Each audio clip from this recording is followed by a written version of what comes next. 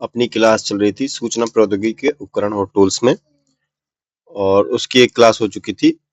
ये दूसरा भाग है, तो उम्मीद है आपने पहला भाग देख लिया होगा, तभी आप दूसरे भाग पे आए होंगे। अगर आपने पहला भाग नहीं देखा है तो पहले इसी प्ले लिस्ट में से पहला भाग देख लें, वरना आपको दूसरा भाग कुछ भी पल्ले नहीं पड़ने वाला। बिना देरी किए शुरू करते हैं। टॉपिक चल रहा था कंप्यूटर की भाषाएं। तो कंप्यूटर जैसे इंसान की कोई अपनी भाषा होती है, जानवरों की भी कोई अपनी भाषा होती है, पक्षियों की अपनी कोई भाषा होती है, ऐसे ही ये कंप्यूटर नामी जो मशीन है इसकी भी एक अपनी ही भाषा है, जिसको हम कंप्यूटर भाषा बोलते हैं। तो एक बार आप डेफिनेशन पढ़ लीजिए, उसके बाद विस्तार से पढ़ेंगे। परिभाषा: कंप्यूटर में प्रोग्राम लिखने की प्रक्रिया को प्रोग्रामिंग कहते हैं, और कंप्यूटर प्रोग्राम को जिस भाषा में लिखा जाता है उसे कंप्यूटर की भाषा कहते हैं। तो जैसे हम जो जो जिस भाषा में बात करते हैं वो हमारी भाषा, और जो कंप्यूटर में जो प्रोग्राम जिस भाषा में लिखा जाता है वो कंप्यूटर की भाषा कहलाती है। अथवा कंप्यूटर को निर्देश दिए जाने वाली भाषा के जिसके अनुसार कंप्यूटर कार्य करता है उसे कंप्यूटर भाषा कहते हैं। कंप्यूटर को मुख्यतः 3 भागों में बांटा जाता है, मतलब कंप्यूटर भाषा को 3 भागों में बांटा जाता है। पहली मशीनी भाषा, दूसरी असेंबली भाषा, तीसरी उच्च स्तरीय भाषा। ये बहुत इंपॉर्टेंट टॉपिक होने वाला है, रीट ही नहीं, आप अगर जिसमें भी कंप्यूटर का वेटेज है, किसी भी राजस्थान से संबंधित परीक्षा में या केंद्र से संबंधित परीक्षा में, उसके लिए कंप्यूटर भाषा का टॉपिक विशेष महत्व रखता है। अब आते हैं सबसे पहले मशीनी भाषा पे। मशीनी भाषा द्विआधारी पद्धति, बाइनरी सिस्टम में लिखी गई भाषा। बाइनरी सिस्टम मतलब कोई, बाई माने 2, जैसे हम बाइलिंगुअल कहते हैं, द्विभाषीय। बाइनरी मतलब द्विआधारी, जिसमें 2 कोई आधार हो, 2। जैसे मशीनी भाषा में सारे निर्देश 0 और 1 में लिखे जाते हैं, ये बाइनरी है। निम्न स्तरीय भाषा है, ये सबसे नीचे की भाषा है, बिना ट्रांसलेटर के उपयोग की जाने वाली भाषा है, इसका ट्रांसलेशन जरूरी नहीं है। मशीनी भाषा एक कंप्यूटर के सेंट्रल प्रोसेसिंग यूनिट द्वारा सीधे संचालित किए जाने वाले निर्देश समूह है। एक कंप्यूटर केवल मशीनी भाषा के निर्देशों का कार्यान्वयन कर सकता है। अधिक समयग्राही भाषा, इसमें टाइम बहुत ज्यादा लगता है। कंप्यूटर की प्रथम पीढ़ी में उपयोग की गई भाषा, मतलब कंप्यूटर की जो फर्स्ट पीढ़ी, जब कंप्यूटर बनाया था तब से ही ये भाषा इस्तेमाल की।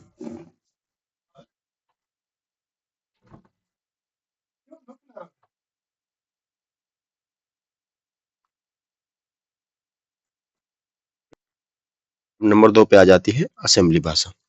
तो असेंबली भाषा ऐसे सेकंड नंबर की भाषा है, निम्न स्तरीय भाषा है। ये भी न्यूमोनिक कोड, अंकों व अक्षरों से बना कोड है। इसमें नंबर और अंक, दो नंबर और जो अक्षर है इंग्लिश के, वो सारे इस्तेमाल होते हैं। कंप्यूटर की द्वितीय पीढ़ी में उपयोग की जाने वाली भाषा है। प्रथम असेंबली भाषा का आविष्कार कैथलीन एंड बूथ द्वारा किया गया। ये इंपॉर्टेंट है। प्रथम असेंबली भाषा को आविष्कार किस द्वारा किया गया? कैथलीन बूथ द्वारा। असेंबली भाषा में लिखे गए प्रोग्राम को सोर्स प्रोग्राम कहते हैं, जो मशीनी भाषा में परिवर्तित होने पर ऑब्जेक्ट प्रोग्राम कहलाता है।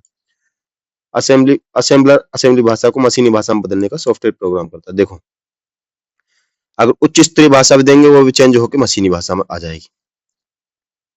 ये इंपॉर्टेंट समझने की बात है। अगर हम कोई उच्च स्तरीय भाषा में कमांड देंगे तो वो भी मशीनी भाषा में कन्वर्ट होगी किसी भी टूल से, और अगर हम असेंबली भाषा में देंगे तो वो भी निम्न स्तरीय भाषा या मशीनी भाषा में कन्वर्ट होगी। और कंप्यूटर सिर्फ मशीनी भाषा को ही समझेगा, वो कन्वर्ट करके उसको देगा। अब देखो, असेंबली भाषा है जिसको असेंबलर चेंज करता है, असेंबलर है जो असेंबली भाषा को मशीनी भाषा में बदलता है, तब कंप्यूटर में इस्तेमाल की जाती है। अब आगे उच्च स्तरीय भाषा, तृतीय पीढ़ी की भाषा, साधारण बोलचाल और लेखन के समानार्थी भाषा है, जो अपने यूज करते हैं, बोलते हैं आवाज अपनी अपनी जो भाषा। कंपाइलर उच्च स्तरीय भाषा को मशीनी भाषा में परिवर्तित कर सॉफ्टवेयर प्रोग्राम। देखो, क्वेश्चन पूछे जाते हैं, असेंबलर है जो ये तो सीधे सटे असेंबली भाषा को निम्न स्तरीय भाषा में या मशीनी भाषा में बदलता है, और जो उच्च स्तरीय भाषा है उसको कन्वर्ट कौन सा करता है? कंपाइलर, पूरे प्रोग्राम को एक साथ परिवर्तित करता है, ये मशीनी भाषा में बदलता है कंपाइलर। अब आगे फोर्थ नंबर पर इंटरप्रेटर। उच्च स्तरीय भाषा को मशीनी भाषा में परिवर्तित करने वाला सॉफ्टवेयर प्रोग्राम है। इंटरप्रेटर प्रोग्राम को पंक्ति द्वारा पंक्ति मशीनी भाषा में परिवर्तित करता है। पंक्ति मशीनी भाषा को परिवर्तित करने का काम कौन करता है? इंटरप्रेटर। ये इंपॉर्टेंट है। अगर ये आगे महत्वपूर्ण उच्च स्तरीय भाषा कुछ है, फोर्ट्रान, कोबोल, इनका ये रिसर्च वगैरह है, ये याद करने की जरूरत नहीं, बस ये याद कर लेना। उच्च स्तरीय भाषा, पास्कल भाषा, बेसिक भाषा, एल्गोल भाषा, ये सारी उच्च स्तरीय भाषा है।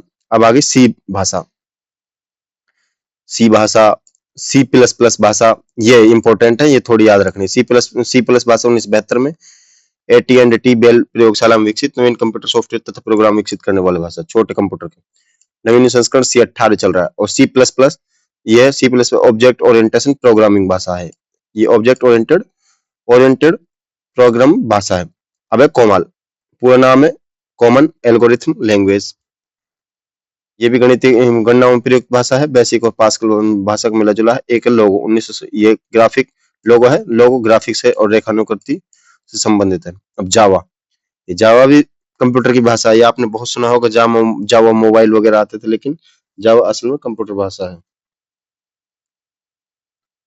जावा भाषा 1991 में जेम्स गोसलिंग, माइक शेरिडन और पैट्रिक नॉर्टन द्वारा विकसित है। विद्यार्थियों के लिए प्रोग्रामिंग सिखाने की महत्वपूर्ण भाषा है। ये विद्यार्थियों के लिए इम्पोर्टेंट है, इसलिए ये खुद भी इम्पोर्टेंट है। अब आगे आ जाती है, ये भाषा सी तथा C++ पर आधारित है। सेम जो सी अपन ने सी भाषा पढ़ी थी, C++ भाषा पढ़ी थी, इसी पे आधारित है ये भी। अब आगे लिप्स, इसका पूरा नाम है लिस्ट प्रोसेसर, लिस्प, और ये एआई से रिलेटेड है। ये बहुत इंपॉर्टेंट है, क्योंकि अब जो कंप्यूटर की पीढ़ी चल रही है वो एआई पे आधारित है। तो आर्टिफिशियल इंटेलिजेंस में कौन सी भाषा प्रयुक्त होती है? लिस्प भाषा। लिस्ट प्रोसेसर भाषा बोल सकते हैं, लिस्प भाषा। आगे आगे आती है प्रोलॉग भाषा। प्रोलॉग भाषा प्रोग्राम इन लॉजिक, ये याद करनी इतनी अच्छी नहीं है, मतलब इतनी इंपॉर्टेंट भाषा नहीं है। सिनोबॉल भाषा, पायलट भाषा, ये पायलट भाषा इंपॉर्टेंट है, क्योंकि कंप्यूटर प्रयोग एक लेखक की भाषा है। इसका उपयोग शिक्षा को आसान बनाने के लिए, शिक्षा के क्षेत्र में आप भाई टीचिंग का एग्जाम देने वाला है, इसलिए ये इंपॉर्टेंट है। शिक्षा के क्षेत्र को आसान बनाने वाली भाषा कौन सी? पायलट भाषा। फिर एडा भाषा, इस भाषा को अमेरिका, सी शार्प भाषा, आरपीजी भाषा, पीएलआई भाषा, पाइथन भाषा। आपसे पूछ सकता है, कोई समूह दे देगा कि इन निम्न में से कौन सी कंप्यूटर भाषा नहीं है। आप उसमें जावा लगाओगे, C++ लगाओगे, पीएलआई भाषा लगाओगे और एक अन्य दे देगा, तो आपको टिक लगानी है, वो नहीं है अन्य वाली। तो ये याद करनी है। पाइथन भाषा, स्क्रैच भाषा चतुर्थ पीढ़ी की भाषा है। अब ये अपनी चतुर्थ पीढ़ी की भाषा है, जो अब चल रही फिलहाल। ये उच्च स्तरीय भाषा है। इसे स्व प्रोग्राम भाषा कहते हैं, ऑटोमेटिक भाषा कहते हैं, ऑटो प्रोग्रामेबल लैंग्वेज। प्रमुख भाषा है रेमिस, सेकंड, फोकस, नोमाड, ओरेकल। ये इसलिए इंपॉर्टेंट है क्योंकि अब चौथी पीढ़ी चल रही है कंप्यूटर। कौन सी पीढ़ी चल रही है? चौथी पीढ़ी। तो चौथी पीढ़ी में भाषा कौन कौन सी इस्तेमाल होने वाली है? फर्स्ट पे रेमिस, फोकस, नोमाड, ओरेकल, ये चौथी पीढ़ी की इस्तेमाल होने वाली भाषा। अब आ गई कंप्यूटर से लैंग्वेज संबंधित महत्वपूर्ण बिंदु जो याद करने हैं। DCL, डिजिटल कमांड लैंग्वेज, ये वो है जो फुल फॉर्म ज्यादातर पूछी है। फेसबुक द्वारा विकसित प्रोग्रामिंग भाषा है हैक। यूनिक्स ऑपरेटिंग सिस्टम सी में लिखा गया था। उच्च स्तरीय भाषा का प्रयोग तीसरी पीढ़ी में किया गया है, मतलब तीसरी पीढ़ी से पहले पहले निम्न स्तरीय भाषा का इस्तेमाल किया जाता था। व्यावसायिक प्रोग्रामिंग भाषा कौन सी है? कोबोल या कोबाल, डिबेस, PL1। प्रोलॉग पांचवी पीढ़ी कंप्यूटर की प्रोग्रामिंग भाषा है। प्रोग्रामिंग लैंग्वेज फर्स्ट, PL1 एक सफल प्रोग्रामिंग भाषा है जिसका विकास वैज्ञानिक तथा व्यावसायिक अनुप्रयोगों के लिए किया जाता है। ये हो गई कंप्यूटर की भाषाएं। इतना इंपॉर्टेंट टॉपिक है और छोटा सा टॉपिक है। इसमें आपको सिर्फ प्रोग्राम जो भाषा है, कंप्यूटर की भाषा है, वो याद रखने। कितने स्टेज है? 3 स्टेज है। एक निम्न स्तरीय, फिर निम्न स्तरीय, फिर एक उच्च स्तरीय। उच्च स्तरीय को कंपाइलर कन्वर्ट करता है और निम्न स्तरीय को कन्वर्ट करने की जरूरत नहीं, डायरेक्ट यूज हो सकती है। और जो मध्य वाली वो भी निम्न स्तरीय में आती है, लेकिन उसको भी असेंबली भाषा बोलते हैं, जिसको उसको असेंबलर कन्वर्ट करता है। और कंप्यूटर सिर्फ मशीनी भाषा को इस्तेमाल करता है। मशीनी भाषा है बाइनरी भाषा, बाइनरी 1 0 और 1 मैंने बताया था आपको। तो ये होगी भाषा।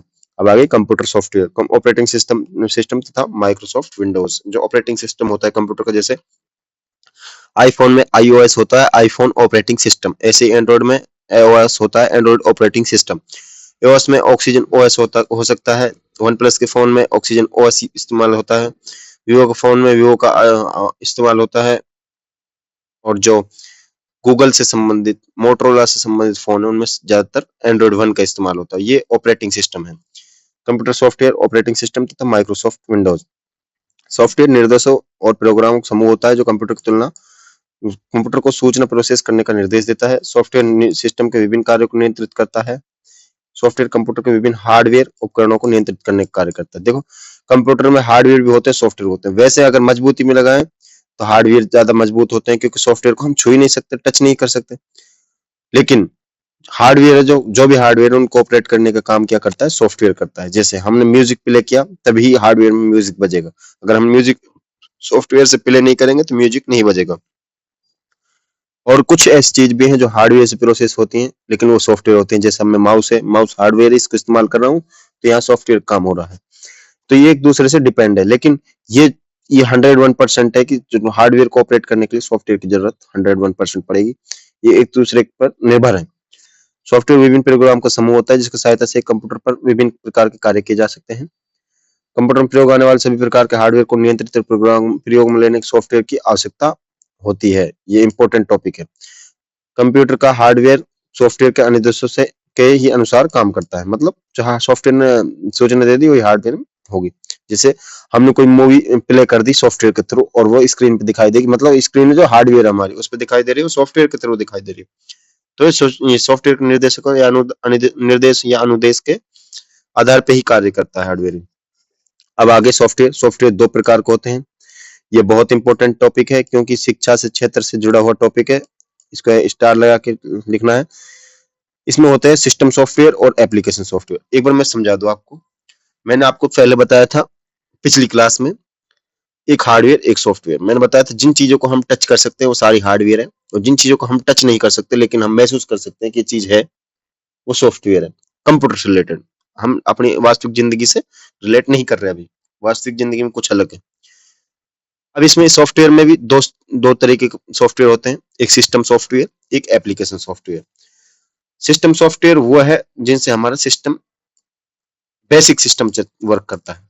बेसिक सिस्टम जैसे हमारा भाई ये सिर्फ फोन है या कंप्यूटर है, वो ऑन हो रहा है, स्विच ऑन हो रहा है, स्विच ऑफ हो रहा है, नेटवर्क काम कर रहा है, नेटवर्क प्रोसेस कर रहा है, वाईफाई काम कर रहा है, हॉटस्पॉट काम कर रहा है।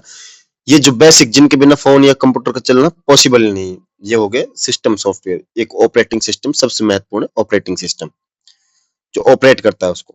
और एक होता है एप्लीकेशन सॉफ्टवेयर। दूसरे नंबर पे क्या हो गया, एप्लीकेशन सॉफ्टवेयर। एप्लीकेशन सॉफ्टवेयर वो है जो मुख्य रूप से इतना जरूरी नहीं है कि कंप्यूटर या मोबाइल को इस्तेमाल करने के लिए, उसको हम वैसे भी इस्तेमाल कर सकते हैं, लेकिन एप्लीकेशन सॉफ्टवेयर किसी भी कार्य को या किसी भी टास्क को या थर्ड पार्टी किसी भी चीज को कार्य को करने के लिए एप्लीकेशन सॉफ्टवेयर की जरूरत होगी। जैसे हमें फोटो खींचना है किसी का, तो उसमें एक एप्लीकेशन का इस्तेमाल होगा जिसका नाम कैमरा है। हमें कोई पीडीएफ खोलनी है, उसका नाम उसके लिए एक सॉफ्टवेयर का इस्तेमाल होगा जो पीडीएफ व्यूअर होगी, कोई भी ड्राइव हो गई, एक्सेल वगैरह हो गई। एक्सेल शीट खोलनी है, एक्सेल शीट खोलनी है, वर्ड, एमएस एक्सेल। तो कोई भी मल्टीटास्किंग या किसी अन्य कार्य को करने के लिए मतलब सॉफ्टवेयर किसी स्पेशल कार्य करने के लिए बनाया जाता है। जैसे मैंने बताया अभी, फोटो को खोलने के लिए गैलरी, फोटोज को एडिट करने के लिए लाइट रूम, स्नैपसीड वगैरह। तो ये एप्लीकेशन सॉफ्टवेयर में काउंट होते हैं। सिस्टम सॉफ्टवेयर को हम ऐसे परिभाषित नहीं कर सकते कि ये किसी स्पेशल टास्क के लिए। हाँ, ये एप्लीकेशन सॉफ्टवेयर सिस्टम सॉफ्टवेयर पे ही डिपेंड है। अगर सिस्टम सॉफ्टवेयर खराब हो गया तो एप्लीकेशन सॉफ्टवेयर जो किसी भी लैपटॉप में कार्य नहीं करेंगे। अब सबसे पहले पढ़ लेते हैं हम सिस्टम सॉफ्टवेयर। मैंने वैसे समझा दिया बेसिक, और यही आगे होगा, लेकिन एक बार पढ़ लेते हैं। इस प्रकार के सॉफ्टवेयर का प्रयोग कंप्यूटर में उपलब्ध विभिन्न प्रकार के उपकरणों को चलाने, उन्हें नियंत्रित करने के लिए किया जाता है। मैंने बताया था एप्लीकेशन सॉफ्टवेयर है जो सारे सिस्टम सॉफ्टवेयर पर डिपेंड होंगे। सिस्टम सॉफ्टवेयर का उपयोग विभिन्न सॉफ्टवेयर को निर्माण के लिए किया जाता है। सिस्टम सॉफ्टवेयर अन्य सभी सॉफ्टवेयर को निष्पादन करता है। System software memory, processor, input output device को नियंत्रित करता है। Power on, power of, networking, ये सारी चीज नियंत्रित करता है सिस्टम सॉफ्टवेयर। कार्य के आधार पर सिस्टम सॉफ्टवेयर का वर्गीकरण, इसको कोई इतनी इंपॉर्टेंट नहीं है। सिस्टम मैनेजमेंट सॉफ्टवेयर इसमें और इस प्रकार के सॉफ्टवेयर। अब देखो, system support software utility programme है। सिस्टम डेवलपमेंट सॉफ्टवेयर, भाषा अनुवादक मैंने बताया था। भाषा अनुवादक ये असेंबलर असेंबली भाषा को मशीनी भाषा में कन्वर्ट करता है। कंपाइलर है जो उच्च स्तरीय भाषा को मशीन भाषा में कन्वर्ट करता है। इंटरप्रेटर मशीन भाषा लिखे गए प्रोग्राम को मशीन भाषा में प्रयोग करते हैं, जो हम टाइप करते हैं वो इंटरप्रेटर है। डिवाइस ड्राइवर किसी भी सॉफ्टवेयर अन्य थर्ड पार्टी एप्लीकेशन कनेक्ट करने के लिए ड्राइवर की जरूरत होती है। किसी भी ऑडियो वीडियो या फिर और कोई नेटवर्क वगैरह कोई भी चीज, अगर हम थर्ड पार्टी कोई हार्डवेयर कनेक्ट कर रहे हैं अपने फोन से, तो इसको कनेक्ट करने के लिए ड्राइवर की जरूरत होगी। जैसे हम किसी फोन में सॉफ्टवेयर चढ़ाएंगे तो उसके लिए हमें पहले ड्राइवर इंस्टॉल करना पड़ेगा फोन में, तब कंप्यूटर में, तभी कनेक्ट होगा फोन से। अगर हमको कोई म्यूजिक चलाना है तो म्यूजिक के लिए भी ड्राइवर इस्तेमाल होते हैं। देखो, मैं ये जैसे म्यूजिक है, अभी मैं यहाँ ओपन करके दिखा दूं, यहाँ ये रियल टेक का ड्राइवर है, ये शो कर रहा है जी रियल टेक का ड्राइवर है। तो ऐसे ये ड्राइवर है किसी भी थर्ड पार्टी हार्डवेयर या सॉफ्टवेयर को इस्तेमाल करने के लिए ड्राइवर की आवश्यकता होती है। एप्लीकेशन सॉफ्टवेयर अभी आ गया। एप्लीकेशन सॉफ्टवेयर अभी यहाँ तक हम पढ़ रहे थे जो सिस्टम सॉफ्टवेयर था। एप्लीकेशन सॉफ्टवेयर किसी विशिष्ट कार्य को करने के लिए तैयार किया जाता है। मैंने बताया किसी भी स्पेशल कार्य, विशिष्ट कार्य को करने के लिए तैयार किया जाता है। एप्लीकेशन सॉफ्टवेयर का उपयोगकर्ता अपनी जरूरतों को पूरा करने के लिए करता है। एप्लीकेशन सॉफ्टवेयर किसी विशेष उपयोगिता का आधार पर संस्थान, व्यक्ति या कार्य को देखकर आवश्यकता अनुसार विकसित किया जाता है। मैंने बताया जैसे एग्जाम्पल भी दिया था। अब हमें उत्कर्ष क्लासेस की क्लास लेनी है तो उत्कर्ष का एप्लीकेशन इंस्टॉल करना पड़ेगा। कलाम की लेनी है, कलाम का इंस्टॉल करना पड़ेगा। अगर हमको आप कोई वीडियो देखना है तो यूट्यूब इंस्टॉल करना पड़ेगा। तो ये किसी विशेष कार्य को करने के लिए जो जरूरत तक पूरा करने के लिए सॉफ्टवेयर होता है वो एप्लीकेशन सॉफ्टवेयर होता है। एप्लीकेशन सॉफ्टवेयर का प्रकार है सामान्य एप्लीकेशन सॉफ्टवेयर। इस प्रकार सॉफ्टवेयर किसी भी तरह के कार्य किए जा सकते हैं तथा इसमें कोई विशेष उपयोग नहीं होता। जैसे वर्ड प्रोसेसिंग सॉफ्टवेयर, इसमें MS DOS, window operating system software, Linux, ये spreadsheet software, database software and counting package, इनको रटने की कोई जरूरत नहीं है। अब एक है विशेषीकृत एप्लीकेशन सॉफ्टवेयर। ये इंपॉर्टेंट है लेकिन रटने की जरूरत नहीं, ये आपको आसानी से समझेगा। एक तो हो गया सामान्य, ये तो सामान्य हो गया सामान्य एप्लीकेशन सॉफ्टवेयर। ये होगा विशेष सॉफ्टवेयर। विशेष एप्लीकेशन सॉफ्टवेयर इस प्रकार के सॉफ्टवेयर का निर्माण किसी विशेष कार्य उद्देश्य की पूर्ति किया जाता है। टोल टैक्स से संबंधित सॉफ्टवेयर जैसे फास्टैग हो गया, मौसम विश्लेषण से संबंधित हो गया, वेदर हो गया, बैंकिंग संबंधित सॉफ्टवेयर जैसे योनो एसबीआई, एचडीएफसी का अलग एप्लीकेशन है, आईसीआई का अलग है, रेलवे का हो गया, आईआर और राजस्थान रोडवेज का हो गया। ये सब सॉफ्टवेयर विशेषीकृत सॉफ्टवेयर है। ये थोड़ा इंपॉर्टेंट। अब है यूटिलिटी प्रोग्राम सॉफ्टवेयर से संबंधित महत्वपूर्ण बिंदु। यूटिलिटी, ये यूटिलिटी कर लेना, एक टाइपिंग मिस्टेक। सॉफ्टवेयर का उपयोग कंप्यूटर के कार्य संबंधित अशुद्धियों को दूर करने और कंप्यूटर को सुरक्षा प्रदान करने के लिए किया जाता है। जैसे एंटीवायरस वगैरह हो गया। और भी और आगे पढ़ेंगे। यूटिलिटी सॉफ्टवेयर कंप्यूटर की कार्य क्षमता को बढ़ाते हैं, अधिक कार्यशील बना। ये एंटीवायरस वगैरह से रिलेटेड है। यूटिलिटी प्रोग्राम सॉफ्टवेयर है जो हमको फोन, कई बार क्या होता है हमारे कंप्यूटर पीसी में सॉफ्ट वायरस वगैरह आता है तो उसके लिए हम एंटीवायरस इंस्टॉल करते हैं। वायरस को क्लीन करता है और अपने कंप्यूटर या फोन की स्पीड बढ़ा देता है।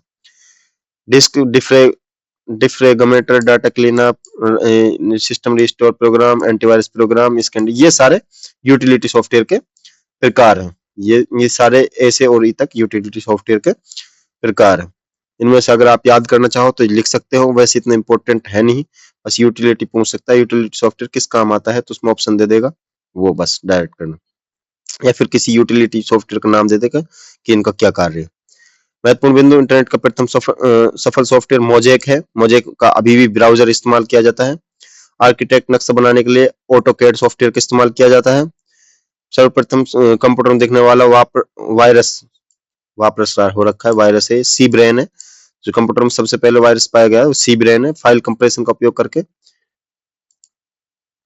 थोड़ी सी स्टोरेज में भी बहुत सी फाइलों को स्टोर, देखो आप देखते हो जिप फाइल कई बार ऐसी होती है 2 MB की फाइल होती है, उसमें आप 3-4 GB का डाटा स्टोर कर सकते हो। 2 MB की फाइल में अंदर 3 फिर आपको अगर उसको इस्तेमाल करना है तो जो जिप फाइल है वो आपको WinZip या अलग कोई और एप्लीकेशन, थर्ड पार्टी एप्लीकेशन से एक्सट्रैक्ट करनी पड़ेगी, उसमें आपको पूरा डाटा मिल जाएगा।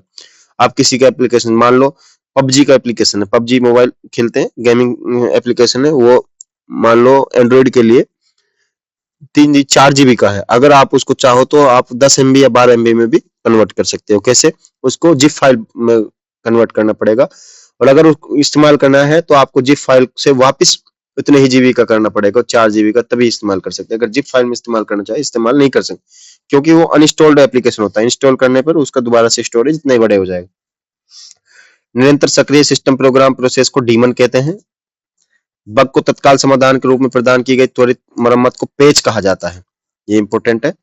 बग को मतलब कोई भी इश्यू आ रहा है, सॉफ्टवेयर स्पाईवेयर सॉफ्टवेयर के माध्यम से प्रयोगकर्ता की जानकारी के बिना उसकी गतिविधियों को ट्रैक किया जा सकता है। स्पाईवेयर सॉफ्टवेयर जैसे एनीडेस्क हो गया। अब तो व्हाट्सएप में वीडियो कॉल में भी स्पाईवेयर का ऑप्शन, स्क्रीन शेयरिंग का ऑप्शन आता है, ये स्पाईवेयर सॉफ्टवेयर में ही काउंट होते हैं। फ्रीवेयर सॉफ्टवेयर, उपयोगकर्ता द्वारा इन सॉफ्टवेयर को प्रयोग लेने के लिए खरीदने की आवश्यकता नहीं होती है, बिना मूल्य चुकाए डाउनलोड हो सकते हैं। ये सारे अपने फ्रीवेयर एप्लीकेशन ज्यादातर VLC player, Mozilla Firefox, open office, हाँ बहुत सी चीज ऐसी जिनका सब्सक्रिप्शन लेना पड़ता है, वो फ्रीवेयर नहीं, पेड है। शेयरवेयर सॉफ्टवेयर, इस प्रकार सॉफ्टवेयर उपयोगकर्ता खरीदने से पहले कुछ समय तक उपयोग किया जा सकता है। शेयरवेयर मतलब जिनमें ट्रायल होता है, जैसे यूट्यूब में कई बार प्रीमियम की 1 महीने के ट्रायल फ्री में दे देते हैं, आदत लगाने के लिए होता है। पैकेज्ड सॉफ्टवेयर दो या अधिक प्रोग्राम को एप्लीकेशन समूह पैकेज सॉफ्टवेयर कहलाता है, जैसे MS office, Windows, native software. इनमें एक में ही कई प्रोग्राम काम आते हैं। कस्टमाइज सॉफ्टवेयर एक विशेष उपयोगकर्ता विशेष आवश्यकता के अनुसार तैयार किए गए सॉफ्टवेयर कस्टमाइज सॉफ्टवेयर कहते हैं। इन्वेंटरी सॉफ्टवेयर, पेरोल सॉफ्टवेयर, या फिर कोई भी आप क्लास लोगे तो उसमें कई बार क्या होता है, आप सेम एप्लीकेशन में क्लास प्लस का एप्लीकेशन है, उसमें आप किसी भी कोचिंग की क्लास ले सकते हो। आपने पहले नहीं सुना होगा, मैं बता दूं, जैसे थर्ड पार्टी जो कोचिंग वाले हैं, जो ये थर्ड पार्टी एप्लीकेशन का सब्सक्रिप्शन लेते हैं, इनको भी पेमेंट करना पड़ता है वो एप्लीकेशन के लिए। तो इनमें जैसे आप कलाम की है, जीके विद राकेश जांगिड़ है, और रियाज सर है, ये सारे एप्लीकेशन लगभग ऐसे ही हैं। इनमें ऊपर एक संस्था का कोड होता है, वो डालो और उसी एप्लीकेशन में सारी क्लासेस चल जाएंगी। मालवेयर सॉफ्टवेयर कंप्यूटर और उसकी सुरक्षा को नुकसान पहुंचाने तथा आपराधिक गतिविधियों, ये मालवेयर है, ये कंप्यूटर में सुरक्षा को नुकसान पहुंचे आपराधिक गतिविधियों में संलग्न करने के लिए प्रयोग किया जाता है, जिससे हैक होता है हमारा। अब हार्डवेयर कंप्यूटर भौतिक संरचना होती है जिसे हम देख व छू सकते हैं। मैंने आपको समझा रखा है, कंप्यूटर में प्रयोग सभी input output device, memory, storage device, processing device hardware के अंतर्गत ही आते हैं, जिनको हम छू सकते हैं। कंप्यूटर मशीन कलपुर्जों का हार्डवेयर कहते हैं। हार्डवेयर प्रकार, input device keyboard, mouse, scanner की इनपुट समझ ले, जिनसे हम सूचनाएं अंदर डाल रहे हैं, माइक्रोफोन, ट्रैकबॉल, जॉयस्टिक वगैरह। आउटपुट डिवाइस मॉनिटर, प्रिंटर देखो, प्रिंटर में स्कैनर भी आता है तो इनपुट आउटपुट दोनों हो जाएगा, स्पीकर, हेडफोन, प्रोजेक्टर, ये सारे। Storage device hard disk drive, memory chips बोलते हैं। प्रोसेसिंग डिवाइस है मदरबोर्ड, प्रोसेसर, सीपीयू जो कंप्यूटर का दिमाग होता है। अब आता है ऑपरेटिंग सिस्टम। ऑपरेटिंग सिस्टम एक सिस्टम सॉफ्टवेयर होता है। ऑपरेटिंग सिस्टम कंप्यूटर के समस्त हार्डवेयर कार्यों को संचालन करता है। ऑपरेटिंग सिस्टम कंप्यूटर हार्डवेयर तथा उपयोगकर्ता के बीच मध्यस्थक कार्य करता है। मतलब ऑपरेटिंग सिस्टम से ही हमारे और मशीन के बीच में संबंध बन पाता है। ऑपरेटिंग सिस्टम बहुत दक्षता और सरलता के साथ सभी एप्लीकेशन प्रोग्राम को मैनेज करता है। इसमें सारे एप्लीकेशन ऑपरेटिंग सिस्टम पे ही डिपेंड होते हैं। मैंने आपको बताया था सिस्टम सॉफ्टवेयर में आता है ये। ऑपरेटिंग सिस्टम सॉफ्टवेयर है जो कंप्यूटर के कार्य करने योग्य बनाता है। ऑपरेटिंग सिस्टम कंप्यूटर के हार्डवेयर रिसोर्स जैसे memory, processor, input output device को व्यवस्थित करने के लिए बनाया गया है। उपयोगकर्ता एप्लीकेशन चलाएगा, एप्लीकेशन ऑपरेटिंग सिस्टम पर डिपेंड होगा, और ऑपरेटिंग सिस्टम है जो हार्डवेयर पर डिपेंड होगा। फिर हार्डवेयर ऑपरेटिंग सिस्टम पर डिपेंड होगा और ऑपरेटिंग सिस्टम एप्लीकेशन को चलाएगा, और फिर उपयोगकर्ता को यूजेबल होगा। तो ये एक दूसरे पर डिपेंड है, लेकिन उपयोगकर्ता सिर्फ मशीन पर डिपेंड हो जाएगा अगर मशीन को चला रहा है तो। ऑपरेटिंग सिस्टम को control system, supervisor system, coordinate system भी कहा जाता है। ऑपरेटिंग सिस्टम के कार्य क्या है, फंक्शन क्या है? ऑपरेटिंग सिस्टम के फंक्शन तात्पर्य ऑपरेटिंग सिस्टम के कार्य से है। ऑपरेटिंग सिस्टम मुख्य कार्य ऑपरेटिंग सिस्टम से संबंधित सभी संसाधनों का नियंत्रण और प्रबंधन करना है। अब आगे की क्लास में करेंगे, बाकी यहाँ पे हम छोड़ देते हैं, क्योंकि आज मुझे एक जरूरी काम आ गया है और 2 दिन से क्लास नहीं हो पा रही, उसके लिए माफी चाहूंगा। उम्मीद है आपको वीडियो पसंद आई होगी और आप अधिक रीड से संबंधित कंटेंट पाने के लिए हमारे टेलीग्राम चैनल से जुड़ सकते हैं, और अपना प्यार बनाए रखें। धन्यवाद। आपका दिन शुभ हो।